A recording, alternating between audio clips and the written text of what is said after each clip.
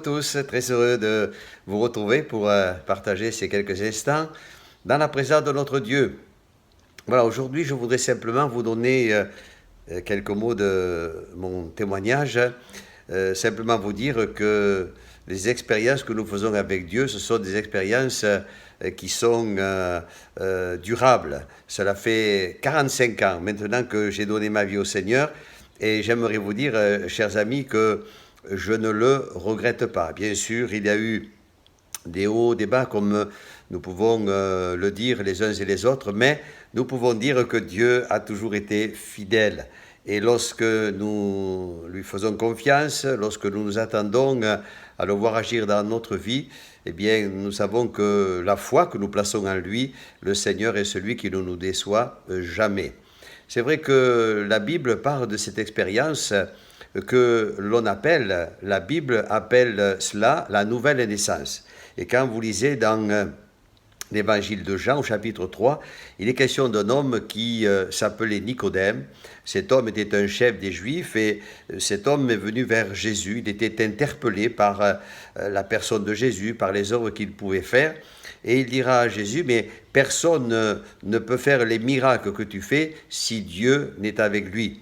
Et je voudrais simplement dire ceci, ouvrir une parenthèse ici. Chers amis, les miracles, c'est Dieu qui les fait. Et il les fait au travers de ses serviteurs. Et il est vrai que le fait que Dieu soit avec nous, eh bien, nous donne aux uns et aux autres de voir ô combien Dieu est bon, miséricordieux, et combien sa puissance, elle se manifeste. Jésus ne va pas répondre à cet homme sur les miracles, mais il va simplement lui dire, écoute Nicodème, si tu veux voir le royaume de Dieu, tout d'abord cela commence par là, et si tu veux entrer dans le royaume de Dieu, il te faut naître de nouveau, c'est-à-dire naître d'eau et d'esprit. Cet homme pensait qu'il fallait rentrer dans le sein de sa mère et naître à nouveau, mais Jésus lui a dit non, c'est pas du tout cela. Ce qui naît de la chair est chair, il te faut naître de l'esprit. Et c'est ce que la Bible appelle la nouvelle naissance. Il nous est dit que cet homme, Nicodème, c'est un homme qui a été interpellé par cette parole de Jésus, parce que on le voit ici venir de nuit vers Jésus, mais un petit peu plus loin, dans l'évangile de Jean, chapitre 19, quand Jésus est mort et qu'on vient prendre son corps pour le mettre au tombeau, eh bien, Nicodème, il est là et il vient en plein jour, il ne se cache plus. Voyez, il est celui qui eh bien, a certainement compris dans son cœur que Jésus était aussi le Sauveur. Donc, c'est une expérience que nous pouvons faire les uns et les autres. Oui, la nouvelle naissance. Pour ma part, je disais, cela fait 45 ans que j'ai accepté le Seigneur dans ma vie. Je suis venu tout simplement dans une assemblée, une église évangélique, où nous prêchons l'évangile. Et c'était un vendredi soir. Il y avait là un prédicateur que je ne connaissais pratiquement pas. Et cet homme a parlé de l'amour de Dieu. Il a tout simplement prêché Jésus-Christ, le Fils de Dieu. Comme c'est écrit dans la Bible, on voit les apôtres, les disciples, ils allaient de lieu en lieu et ils prêchaient le Christ. Et cet homme a parlé de l'amour de Dieu.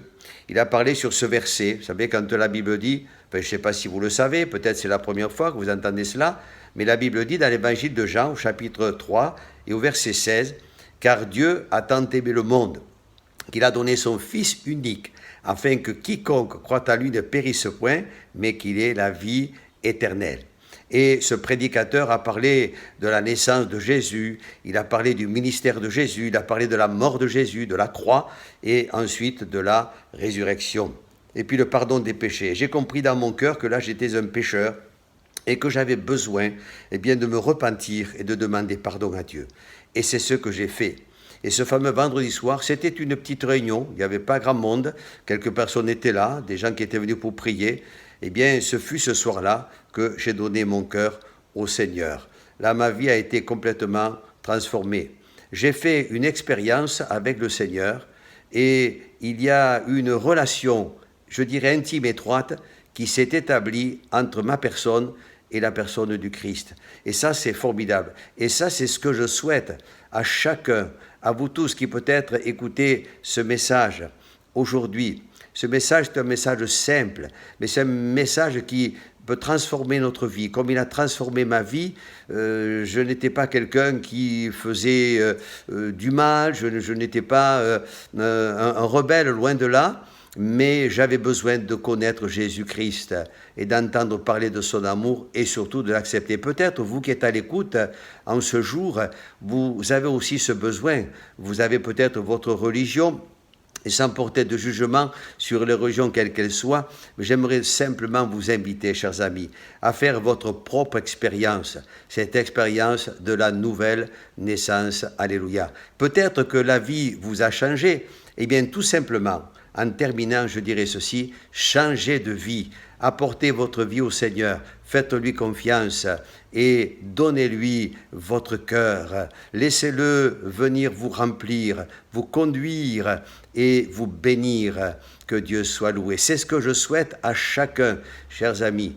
Je vous souhaite aussi un bon courage dans le Seigneur. Restez, vous qui le connaissez, restez et demeurez dans la foi et persévérez dans les voies qu'il a prévues pour chacun d'entre vous. Que Dieu vous bénisse et n'oublions pas les uns et les autres que Jésus-Christ est avec nous tous les jours et cela jusqu'à la fin du monde. Soyez bénis. Au revoir. À bientôt.